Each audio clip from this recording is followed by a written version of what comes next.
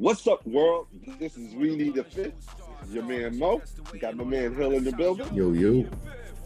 Got my man P on the line. Yo, what up? Fellas. Quick hitters, real quick. MLB playoffs is still in full effect. I know my Yankees are tied with the Guardians 1-1. Just lost the recent game that I think they played yesterday. It looks like the Phillies are trying to sweep the Braves, if I'm not mistaken, Hill. No, it's 2-1. 2-1. 2-1? 2-1. Okay, 2-1. Excuse me. Stand corrected. Dodgers are doing their choke job as usual. They're 2-1. Padres are winning that series. Wow. Are you serious right now? On schedule? Clayton Kershaw hook. Wow. And how's the Houston Astros doing? Dusty Baker does what he does. 2-0. Houston's 2-0. Wow. Is this going to be Dusty Baker's chance to get the first World Series chip? It just might be it. I mean, of course, I'm hoping not because, all of us, we're Yankee fans, so. Yeah, and nobody likes to support a cheating team. But too soon for that. Too soon for that. I'm sorry. Yeah, I mean, I'm a Dusty Baker guy, so if the Yankees don't do it, I wouldn't mind to see Dusty. I'm not an Astro guy, but I want Dusty to, get that elusive ring. Absolutely. Just make sure there's no trash cans banging when the game's going on. That's all I'm saying.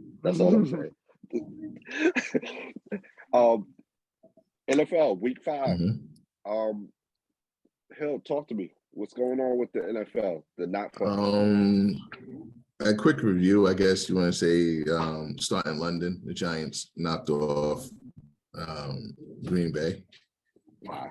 Are you serious? Danny Dog? And they were heavy underdogs. It looks like Green Bay is just being Green Bay. I mean, we have to. Because they give you one of those. How did you guys lose this game every year, don't they? Aaron Rodgers, he's great. His career is just, it's awkward. There's no question his talent. It's just, and then these losses have been on him, evading the pocket, taking sacks, you know what I mean? I don't know. It's maybe just father time. And there's never a game, and then there's never a game out of hand when it comes to Pat Mahomes. They came back to beat the Raiders, and then you had Devontae Adams with his incident, which we talked about, off air, the cameraman. But there's no game that's safe if he's down. You know what I mean? So, yeah. But going into the Jets pulled off another W. We're going into week 6, I believe. Mm-hmm. Mahomes versus could be the best quarterback in the league right now up here in New York. Whoa. Who's that? Wow. Dimes? Negative up there. People don't like to give respect to Buffalo, but up there in Buffalo. Yeah, I mean, so it's gonna be a heck of a game. That was an all-time great game last year in the divisional playoffs. So they get to repeat it. Josh is special. So that's the premier game for me this week.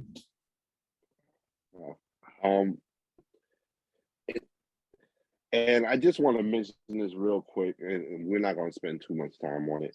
I know Deion Sanders and Coach Eddie Robinson Jr., they had a little scuffle, if you want to call it that, a little incident after their game, I think 2 weeks ago.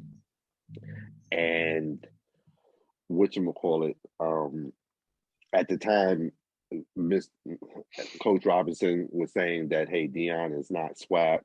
Then Deion comes back, he's swag. One of the things that I really appreciated about this whole incident was that, hey, Eddie Robinson was able to come back and state that, hey, he had to comport himself in a better manner, had to be more of a professional as an example to the kids that he's coaching, to show them, hey, how to compose yourself even when times aren't, necessarily comfortable or easy.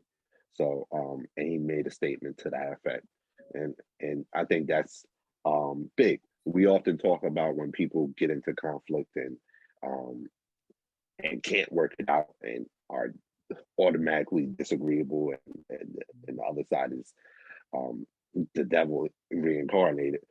But this is an example of how people can don't have to necessarily agree or like each other, but can agree to be respectful and civil. And I thought this was an excellent example of that. So big up to them.